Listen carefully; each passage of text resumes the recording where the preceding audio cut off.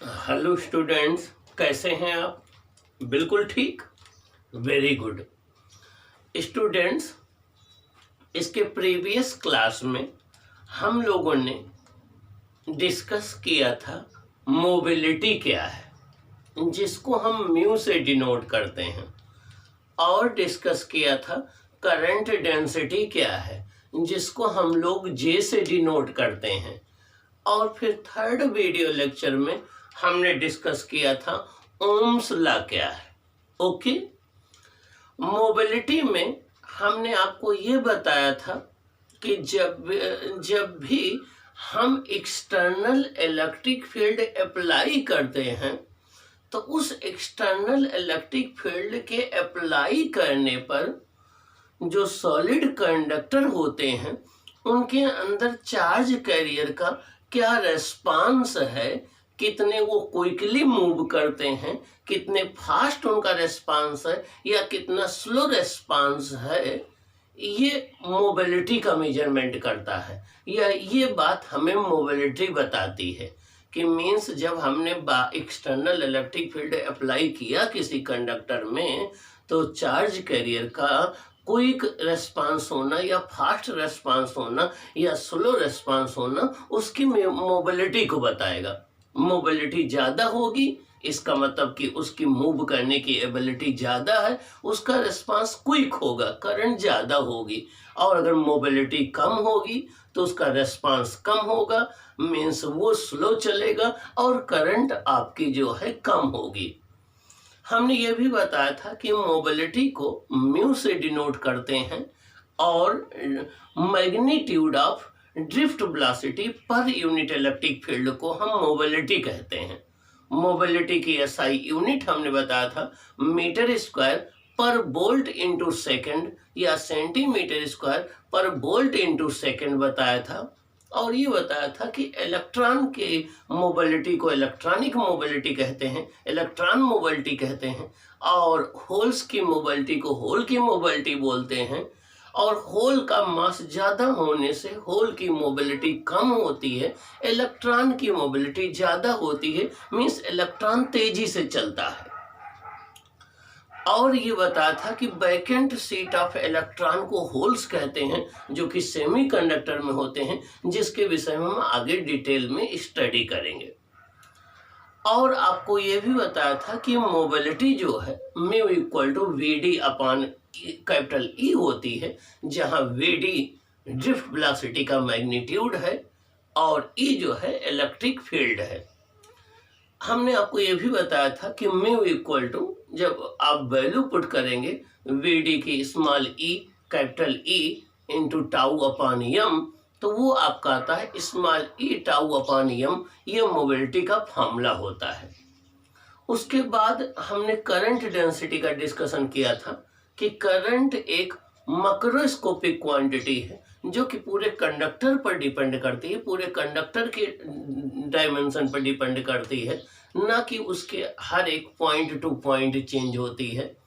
जबकि current density एक microscopic quantity है जो कंडक्टर के पॉइंट टू पॉइंट चेंज होती है और ये बताती है कि कंडक्टर के हर एक पॉइंट से कंडक्टर के हर एक पॉइंट के यूनिट एरिया से कितना चार्ज फ्लो कर रहा है, जिसको हम जे से डिनोट करते हैं।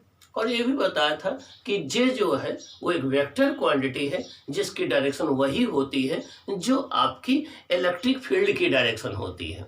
जे की एसआई यूनिट हमने आपको एम्पेयर पर मीटर स्क्वायर बताया था। और ये बताया था कि करंट डेंसिटी जो है अगर कांस्टेंट करंट फ्लो कर रही है तो J equal to I upon ए होता है, और जब करंट चेंज हो रही होगी या area of cross section current के नॉर्मल नहीं होगा तो J equal to D I upon D A cos theta होता है। उस केस में आई इक्वल टू आता है इंटीग्रेशन जे डॉट डी ए। फिर बताया था कि करंट डेंसिटी जो करंट होती है, करंट डेंसिटी का एक फ्लक्स होती है, हमने बताया था I equal to integration vector J dot D A होता है। इसके बाद हमने ओम्स लॉ बताया था। हमने आपको ये बताया था जिस समय ये पता नहीं था कि करंट कैसे फ्लो करती है, करंट के विषय में बहुत ज़्यादा स्टडी नहीं हुई थी, उसके पहले ही जर्मन के साइंटिस्ट जॉर्ज साइमन ओम ने डिफरेंट कंडक्टर्स में जो करंट फ्लो होती है उनके लिए उन पर एक्सपेरिमेंट किया और एक्सपेरिमेंट करके अपने कुछ कंक्लूजन निकाले जिसे ओम्स लॉ का नाम दिया गया था। उन्होंने कंक्लूजन ये निकाला था कि अगर किसी कंडक्टर की फिजिकल कंडीशंस का मतलब उसका टेम्परेचर है, लेंथ है, एरिया ऑफ क्रॉस सेक्शन है, प्रेशर है, अगर ये ना चेंज किया जाए तो करंट में जो उस केस में कंडक्टर्स में जो करंट फ्लो होती है उसका मैग्नीट्यूड कंडक्टर के अक्रॉस अप्लाई किए गए पोटेंशियल डिफरेंस के डायरेक्टली प्रोपोर्शनल में होता है। Means the magnitude of current flowing through a conductor is directly proportional to the potential difference applied across the conductor। ये एक बेसिक लॉ है, ओम्स लॉ एक बेसिक लॉ है लेकिन यूनिवर्सल लॉ नहीं है। मीन्स सबके लिए अप्लीकेबल नहीं है। सारी डिवाइसेज, सारे मटेरियल्स, सारे सर्किट इस लॉ को फॉलो नहीं करते हैं। ढेर सारे ऐसे डिवाइसेज मिल जाएंगे, मटेरियल मिल जाएंगे जो इस लॉ से डेविएशन शो करते हैं, जो इस लॉ को फॉलो नहीं करते हैं। फॉलो ना करने को डेविएशन शो करना कहते हैं। जैसे सेमीकंडक्टर है, डायोड है, ट्रायोड है, टेट्रोड है, ये सब ओम्स लॉ को फॉलो नहीं करते हैं। फिर हमने डिस्कस किया था कि जो कंडक्टर्स ओम लॉ को फॉलो करते हैं उन्हें हम ओमिक कंडक्टर कहते हैं या लीनियर कंडक्टर कहते हैं, और लीनियर कंडक्टर के लिए V और I ग्राफ स्ट्रेट लाइन होता है। और जो ओम्स लॉ को नहीं फॉलो करते हैं उन्हें नॉन ओमिक कंडक्टर या नॉन लीनियर कंडक्टर कहते हैं। इनके लिए V I graph straight line नहीं होता है। डायोड है, ट्रांजिस्टर है, पेंटोड है, सेमीकंडक्टर है, ये सब इसके एग्जाम्पल हैं जो ओम्स लॉ को नहीं फॉलो करते, उनसे डेविएशन शो करते हैं, उनको डिसओबे करते हैं। फिर हमने आपको ये बताया था कि ओम्स लॉ कहता है कि R equal to V upon I में R कांस्टेंट होना चाहिए, वो V और I पर डिपेंड नहीं करना चाहिए। V I में लीनियर रिलेशनशिप होना चाहिए, ठीक नहीं, ये ओम्स लॉ कहता है। लेकिन अगर V और I में लीनियर रिलेशनशिप नहीं है या R equal to V upon I constant नहीं है तो फिर वो ओम्स लॉ को फॉलो नहीं करेगा। तो आज हम स्टूडेंट्स पढ़ेंगे कि कहाँ कहाँ पर कौन कौन से ऐसे डिवाइस हैं, कौन कौन से ऐसे मटेरियल हैं जो ओम्स लॉ को फॉलो नहीं करते हैं, ओम्स लॉ से दूरी बनाते हैं, ओम्स लॉ से डेविएशन शो करते हैं, ओम्स लॉ को डिसओबे करते हैं। आज हम ये डिस्कस करेंगे और इसी बात को बोलते हैं limitations of the Ohm law. Limitations of the Ohm law, limitations means कमियां होता है, ड्रॉबैक होता है या साइड कमिंग्स होता है। तो आज हम ओम्स लॉ की कमियां देखेंगे या ओम्स लॉ की लिमिटेशंस देखेंगे कि कहाँ कहाँ पर ओम्स लॉ फेल हो जाता है और वो डेविएशन शो करता है, और कितने टाइप के डेविएशन होते हैं। मीन्स कौन डिवाइस ओम्स लॉ को नहीं फॉलो करती तो वो कैसा बिहेवियर शो करती है, आज हम देखेंगे। तो आज का हमारा टॉपिक स्टूडेंट्स है limitations of the Ohm's law. Ohm's law की ड्रॉबैक या साइड कमिंग्स देखेंगे। आइए हम लोग डिस्कस करते हैं। टॉपिक है आपका limitations of Ohm's law. Ohm's law की कमियां या ओम्स लॉ की लिमिटेशंस या ओम्स लॉ की साइड कमिंग। देखिए, although Ohm's law is a basic law, Ohm's law एक बेसिक लॉ है। अब आप सोच रहे होंगे बेसिक लॉ क्यों बोल रहे हैं? बेसिक लॉ इसलिए बोल रहे हैं कि नंबर एक बात, जब करंट के फ्लो के विषय में कुछ भी नहीं पता था तभी इन्होंने एक्सपेरिमेंट कर करके और इस लॉ के विषय में बता दिया।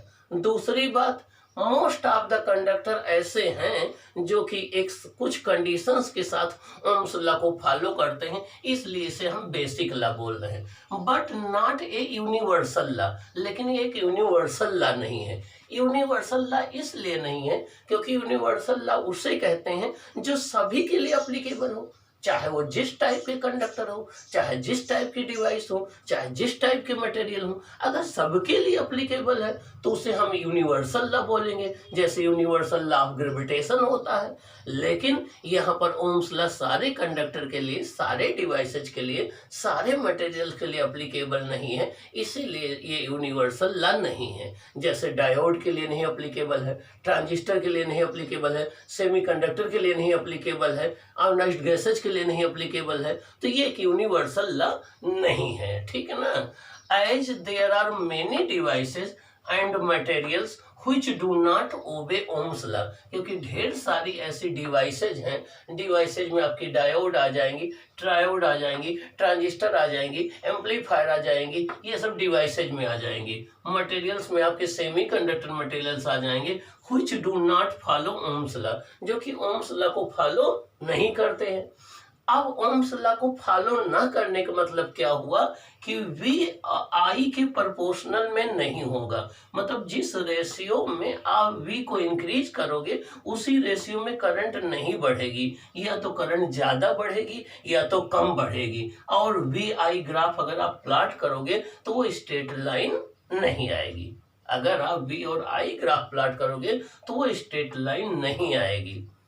अब ये देखा गया कि डिफरेंट टाइप की डिवाइसेज अलग अलग टाइप से ओम्स लॉ को डिसओबे करती हैं। ऐसा देखा गया कि डिफरेंट टाइप की डिवाइसेज अलग अलग टाइप से ओम्स लॉ को डिसओबे करती हैं। तो कितने टाइप्स के डेविएशन पाए जाते हैं, कितने टाइप्स से वेरिएशन पाए जाते हैं, वो हम वन बाय वन करके डिस्कस करेंगे। चलो पहला हम देखते हैं, उन डिवाइसेज की बात करेंगे जिसमें V और I ग्राफ स्ट्रेट लाइन नहीं है। तो देखिए ये एक ग्राफ प्लॉट किया है हमने, देखिए ये ग्राफ प्लॉट किया है किसके किसके बीच में, V के बीच में, I के बीच में। किसके बीच में? V के बीच में और I के बीच में। V को कहाँ लिया है? Y एक्सिस पर। I को कहाँ लिया है? X एक्सिस पर। अब यहाँ पर दो ग्राफ आया है, एक आया है OA ग्राफ जो देखिए हमने डैश्ड लाइन के द्वारा शो किया है, एक आया है OB ग्राफ जो हमने सॉलिड लाइन के द्वारा शो किया है। एक OB ग्राफ आया है जो सॉलिड लाइन के द्वारा शो है, एक OA ग्राफ है जो कि आपके स्ट्रेट लाइन के द्वारा शो किया गया है। ये जो OA लाइन है जो कि डैश्ड के द्वारा है, ये तो लीनियर कंडक्टर के लिए है जिनमें VI ग्राफ स्ट्रेट लाइन होता है, ये परफेक्टली ओम्स लॉ को फॉलो करते हैं, ये जो डैश्ड लाइन या OA लाइन के द्वारा शो किए गए हैं। लेकिन ये जो OB लाइन के द्वारा शो किए गए हैं, सॉलिड लाइन के द्वारा शो किए गए हैं, ये जो है ओम्स लॉ को फॉलो नहीं करते हैं, ये ओम्स लॉ से डेविएशन शो करते हैं।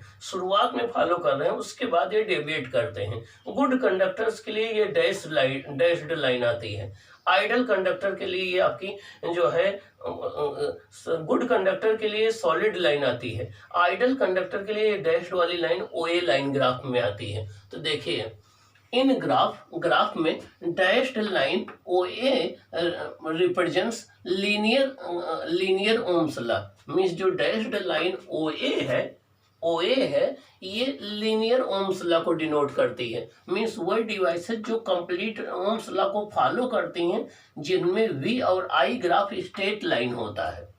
और दूसरी ये सॉलिड लाइन, देखिए सॉलिड लाइन में यहाँ से यहाँ तक तो ये स्ट्रेट लाइन रही, उसके बाद ये कर्व्ड हो गई, मींस ये डेविएशन शो कर रही। देखिए यहाँ से हट गई, डेविएशन शो कर रही ओम्स लॉ से। जिस रेशियो में आप V चेंज करोगे उसी रेशियो में I इसके बाद नहीं चेंज होगा। तो ये जो आपका OB ये जो सॉलिड लाइन है, सॉलिड लाइन में आपका OB है, ये जो सॉलिड लाइन है जिसको हमने OB नाम दिया है, it represents VI graph for good conductor. ये गुड कंडक्टर के लिए VI रिलेशनशिप है जो ओम्स लॉ को कुछ हद तक फॉलो कर रहे हैं, उसके बाद वो फॉलो नहीं कर रहे हैं। ओके, तो जहां कहीं भी VI graph perfect straight line आए वो परफेक्ट कंडक्टर है, ओम्स लॉ को परफेक्ट फॉलो कर रहे हैं। लेकिन अगर वो कर्व्ड लाइन हो जाए तो ओम्स लॉ को नहीं फॉलो कर रहे हैं। तो पहली कैटेगरी तो इस टाइप की डिवाइसेज की होती है जो ओम्स लॉ को फॉलो नहीं करते हैं, जिनमें VI ग्राफ स्ट्रेट लाइन नहीं होता है। अब आइए हम बात करते हैं सेकेंड टाइप के मटेरियल की। सेकेंड टाइप के मटेरियल में क्या होता है? The relation between V and I depends on the sign of V. The relation between V and I depends on the sign of V। इसका मतलब क्या हुआ? इसका मतलब ये हुआ कि जो V और I के बीच में रिलेशन है वो V के साइन पर डिपेंड कर रहा है। साइन का मतलब V प्लस है या माइनस है। अब सुनिए, जो ओमिक कंडक्टर होते हैं, ओमिक कंडक्टर होते हैं, ठीक ना, जो ओमिक कंडक्टर होते हैं, जो ओम्स लॉ को फॉलो करते हैं, उनमें क्या होता है कि मान लीजिए कि आपने प्लस V1 वोल्टेज अप्लाई किया तो आपको करंट प्लस I एम्पियर मिले। जब आपने प्लस V1 वोल्ट अप्लाई किया बैटरी से तो प्लस I एम्पियर करंट मिली। तो रेशियो क्या आ जाएगा? Plus V1 upon plus I, ये रेशियो आ जाएगा जो कि रेजिस्टेंस हो जाएगा। अब जब आप माइनस V1 अप्लाई कर देंगे तो करंट माइनस I एम्पियर मिल जाएगी। मीन्स जब आपने वोल्टेज के मैग्नीट्यूड को फिक्स्ड रखते हुए केवल साइन चेंज कर दिया तो जितनी प्लस V1 पर करंट मिल रही थी अब उतनी ही माइनस V1 पर मिलने लगेगी। जो प्लस के लिए आपने स्केल बनाया था वही स्केल माइनस के लिए रहेगा। और अब निकालेंगे minus V1 upon minus I, फिर भी इसका रेशियो जो है वो कांस्टेंट रहेगा और यही रेशियो जो है रेजिस्टेंस होगा उस कंडक्टर का, तो ये फिक्स्ड रहेगा। ये ओम्स लॉ को फॉलो करने वाले होते हैं। मीन्स जो ओम्स लॉ को फॉलो करते हैं, अगर उन पर plus 10 ampere per plus 10 volt पर 2 एम्पियर की करंट है तो माइनस 10 वोल्ट पर माइनस 2 एम्पियर की करंट आ जाएगी। क्या आ जाएगी? प्लस 10 वोल्ट पर अगर प्लस 2 एम्पियर की करंट है तो माइनस 10 वोल्ट पर माइनस 2 एम्पियर की करंट आ जाएगी। माइनस मतलब करंट का साइन, करंट की डायरेक्शन भी चेंज हो जाएगी, जिससे उनके लिए V अपॉन I का रेशियो कांस्टेंट बना रहे। लेकिन कुछ ऐसी डिवाइसेज होती हैं जिनमें ये V I की वैल्यू V के साइन पर डिपेंड करती है। देखिए, but this does not happen with the non ohmic conductor. जो नॉन ओमिक कंडक्टर होते हैं उनमें ऐसा नहीं होता है कि जितनी I की वैल्यू प्लस V पर मिले उतनी ही I की वैल्यू माइनस V पर मिले। जैसे एग्जांपल डायोड है, सेमी कंडक्टर है, डायोड है, सेमी कंडक्टर है। ये जो है इनमें V जो है I की वैल्यू V के साइन पर डिपेंड करती है। इनमें अगर आप प्लस V1 वोल्ट अप्लाई किए हैं तो आपको करंट एम्पियर में मिल रही है, करंट एम्पियर मिल रही है। इनमें अगर आप प्लस V1 वोल्ट अप्लाई किए हैं तो करंट एम्पियर में मिल रही है। लेकिन अगर माइनस V1 अप्लाई कर देंगे तो हो सकता हो करंट मिली एम्पियर में मिलने लगे। किसमें? मिली एम्पियर में करंट मिलने लगे। तो दोनों के लिए अलग अलग स्केल लेना पड़ेगा। यह हो सकता हो माइनस V1 कर दें तो ये माइक्रो एम्पियर में मिलने लगे, हो सकता हो ये माइक्रो एम्पियर में करंट आपको मिलने लगे। ये तो दोनों के लिए अलग अलग स्केल है। मीन्स I की वैल्यू V के साइन पर डिपेंड करती है। तो इसलिए ये जो है ओम्स लॉ को नहीं फॉलो करते हैं। ये दूसरी कैटेगरी हो गई जो ओम्स लॉ से डेविएशन शो करते हैं। हम एक एग्जांपल डायोड का ले लेते हैं। देखिए, डायोड के लिए I और V ये ग्राफ प्लॉट किया गया है। डायोड के लिए IV ये कैरेक्टरिस्टिक्स ग्राफ प्लॉट किया गया है। आप देखिए, ये प्लस वोल्ट, ये प्लस वैल्यू है वोल्टेज की, ये करंट है। यहाँ पर करंट एम्पियर में ली गई है। यहाँ पर वोल्टेज है 0.1 volt, 0.2 volt, 0.3 volt, 0.4 volt, 1 volt तक लिया गया है। इधर स्केल पॉइंट में है वोल्टेज का, अब इधर एम्पियर में है। अब इधर देखिए, निगेटिव में करंट मिली एम्पियर में है। मिली एम्पियर या माइक्रो एम्पियर में समझ लो, इसको माइक्रो एम्पियर में ले लीजिए। यहाँ पर नेगेटिव वोल्टेज होने पर करंट आपकी जो है वो माइक्रो एम्पियर में आ जाएगी, माइक्रो एम्पियर में करंट आ जाएगी। और देखिए, इधर वोल्टेज -2 वोल्ट, माइनस यहाँ पर जो स्केल आपको लेना पड़ेगा ये आपका -2 वोल्ट, -4 वोल्ट, -6 वोल्ट ये आएगा। तो नंबर एक बात देखिए, वोल्टेज और करंट का स्केल अलग अलग लिया गया है। प्लस वैल्यू में अलग लिया गया है और माइनस वाली वैल्यू के लिए अलग लिया गया है। दूसरी बात, यहाँ पर 0.2 वोल्टेज में कुछ अलग वैल्यू है करंट की, वो मिली एम्पियर में है। यहाँ पर 0.2 वोल्ट पर करंट जीरो है, तो मीन्स वोल्टेज के साइन के चेंज कर देने पर करंट की वैल्यू जस्ट नेगेटिव नहीं होती, चेंज हो जाती है। तो यहाँ पर V और I की वैल्यू जो है वो V के साइन पर डिपेंड कर रही है कि पॉजिटिव पोटेंशियल अप्लाई करेंगे तो अलग करंट मिलेगी, नेगेटिव पोटेंशियल अप्लाई करेंगे तो अलग करंट मिलेगी। ये डायोड में ऐसा होता है। तो प्लस V के लिए V1 और I स्केल अलग लिया गया है, माइनस के लिए V और I स्केल अलग लिया गया है। तो ये आपका जो है ओम्स लॉ को फॉलो नहीं करते हैं, ये हो गया। अगली कैटेगरी कुछ उन डिवाइसेज की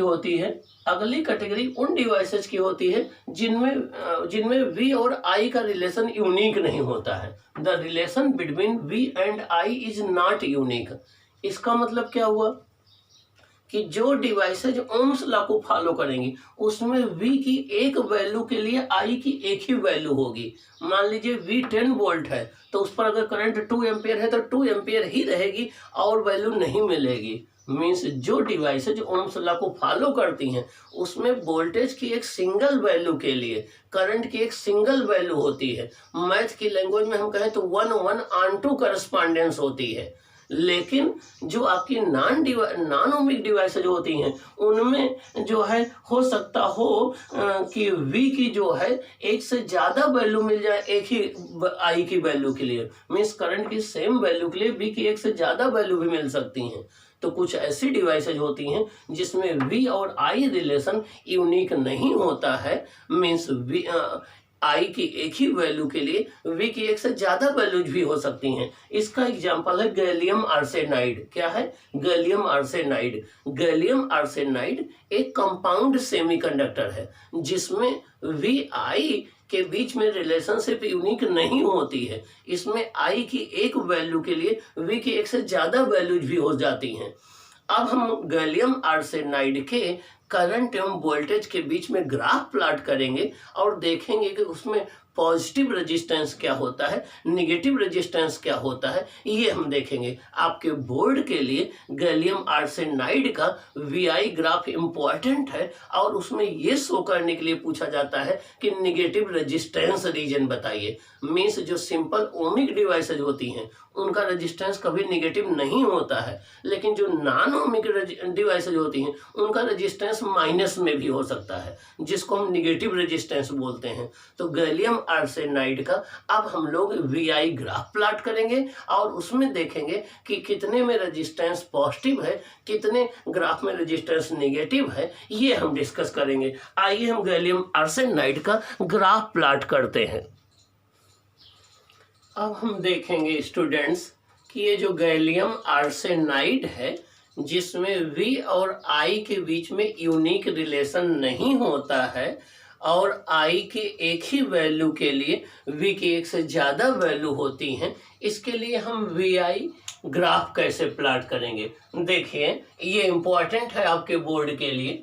variation of current versus voltage for gallium arsenide. इसको याद कैसे रखेंगे? गैस भराते हैं आप लोग अपने किचन के कुकिंग सिलेंडर में, गैस मतलब गैलियम आर्सेनाइड, ये इम्पोर्टेंट है। हमने Y एक्सिस पर देखिए करंट को ले लिया है मिली एम्पियर में, X एक्सिस पर हमने वोल्टेज को ले लिया है वोल्ट में।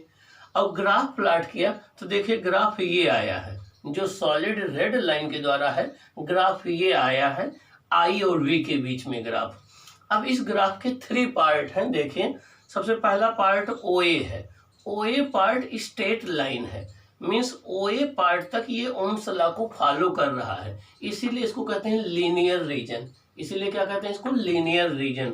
OA पार्ट जो ग्राफ का है। अब आप देखिए A से B पार्ट में ये ग्राफ नॉन स्ट्रेट लाइन हुआ है, मीन्स ये कर्व्ड ग्राफ हो गया है। AB पार्ट में ग्राफ O से A तक जिस रेशियो में वोल्टेज इंक्रीज हो रहा था उसी रेशियो में करंट इंक्रीज हो रही थी, दोनों प्रोपोर्शनल चल रहे थे। लेकिन ए पॉइंट के बाद आप देखिए कि वोल्टेज तो तेजी से इंक्रीज हुआ है, करंट उस रेशियो में नहीं इंक्रीज हुई है, तो ग्राफ नॉन लीनियर आया है। इसलिए ए बी पोर्शन जो ग्राफ का है ये सेकंड रीजन, ये कहलाता है नॉन लीनियर रीजन। क्या कहलाता है? Non linear region. कारण क्या है? यहाँ पर ग्राफ लीनियर नहीं आया है, कर्व्ड ग्राफ आया है। अब एक बात और देखिए, ए बी रीजन में वोल्टेज की इंक्रीज होने के साथ करंट भी इंक्रीज हो रही है, लेकिन सेम प्रपोर्शन में नहीं हो रही, सेम रेशियो में नहीं हो रही है। देखिए यहाँ पर अब हम बात करें बीसी रीजन। देखिए बीसी रीजन में जब आप बात करिए तो जैसे वोल्टेज इंक्रीज हो रहा है लेकिन करंट डिक्रीज हो रही है। बीसी रीजन में देखिए कि वोल्टेज तो इंक्रीज हो रहा है लेकिन करंट डिक्रीज हो रही है। बी पॉइंट पर करंट देखिए ये है और किस क्यू पॉइंट पर करंट ये हो गई, तो वोल्टेज तो इंक्रीज हुआ लेकिन करंट डिक्रीज हो रही है। क्या हो रही? करंट डिक्रीज हो रही है। बीसी पोर्शन में हम दो बात ऑब्जर्व कर रहे हैं। देखिए हमने एक पॉइंट क्यू ले लिया। देखिए क्यू पर वोल्टेज की वैल्यू कितनी है? V2। हमने एक पॉइंट क्यू ले लिया, क्यू पर वोल्टेज की वैल्यू कितनी है? V2। यहाँ से एक हॉरिजॉन्टल लाइन ड्रा कर दिया, तो ये यहाँ करंट वाली एक्सिस को कहाँ कट कर रही है? I1 पर, और इस ग्राफ को कहाँ कट कर रही है? P पर। तो P और Q दो पॉइंट है, P और Q दो पॉइंट है, दोनों के लिए वोल्टेज डिफरेंट है। इसके लिए V1 है, इसके लिए V2 है, इसके लिए V2 है। दोनों के लिए पोटेंशियल की वैल्यूज अलग अलग है, लेकिन दोनों पर करंट की वैल्यू सेम है, I1 है। दोनों पर करंट की वैल्यू सेम है। इसका मतलब दो वोल्टेज V1 और V2 के लिए एक ही करंट I1 है। तो V और I के बीच में रिलेशन यूनिक नहीं है।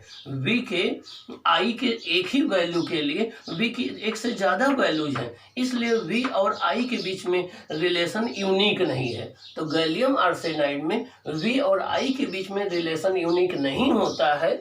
V की एक से ज़्यादा वैल्यूज के लिए करंट की एक ही वैल्यू होती है। ये पहली बात। दूसरी बात आप देखिए इस ग्राफ से क्या क्लियर है। अगर हम दो पॉइंट ले लें, एक Q ले लें, एक C ले लें, हम इस रीजन में ले रहे हैं, एक Q ले लें, एक C ले लें। Q पर देखिए करंट कितनी है? I1। Q पर करंट कितनी है? देखिए I1। और Q पर वोल्टेज कितना है? V2। C पर देखिए करंट कितनी है? I'। C पर वोल्टेज कितना है? V3। अब रेजिस्टेंस देखते हैं। रेजिस्टेंस R इक्वल टू होता है delta V upon delta I। Delta V होता है final potential minus initial potential upon final current minus initial current.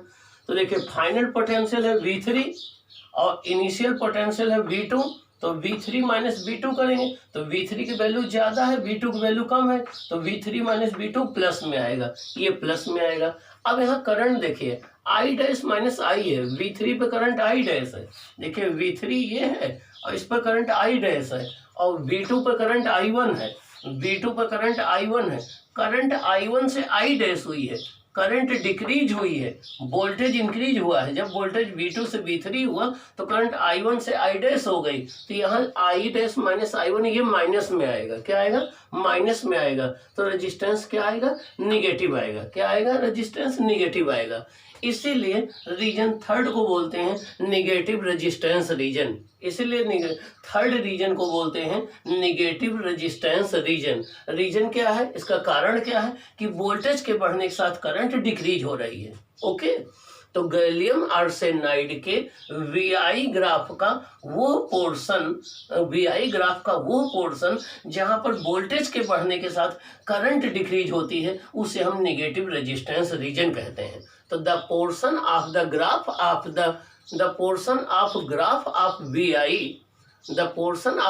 Of VI in for which the current decreases by increasing the voltage is called negative resistance region। इसे क्या कहते हैं? Negative resistance region कहते हैं। और यहाँ पर resistance minus में आएगा। तो जो ओमिक कंडक्टर होते हैं उनके लिए रेजिस्टेंस कभी निगेटिव नहीं आता है, लेकिन जो नॉन ओमिक कंडक्टर होते हैं उनके लिए रेजिस्टेंस आपका निगेटिव में भी आ सकता है, और उनके लिए रेजिस्टेंस निगेटिव में आ सकता है। इसीलिए इस रीजन को हम क्या बोलते हैं? Negative resistance region. तो आपके बोर्ड में क्वेश्चन आता है कि या तो वो कहेंगे plot VI graph for the gallium arsenide, ये 1 मार्क्स में आएगा, या तो वो आपसे कहेंगे कि plot graph for gallium arsenide and show the negative resistance region and define the negative resistance region. तो आपको ये ग्राफ प्लॉट करना होगा, ये आपको जो है रीजन शो करने होंगे। अगर नेगेटिव रेजिस्टेंस रीजन की डिफिनेशन पूछी जाए तो आप लिखोगे ग्राफ का वो पोर्शन जिसमें वोल्टेज के इंक्रीज होने के साथ करंट डिक्रीज होती है, जिससे R equal to delta V upon I resistance negative होता है, उसे हम निगेटिव रेजिस्टेंस रीजन कहते हैं। तो ये रहा स्टूडेंट्स ओम्स लॉ की लिमिटेशंस या ओम्स लॉ की कमियां, मींस ओम्स लॉ जो है यूनिवर्सल लॉ नहीं है। ओके।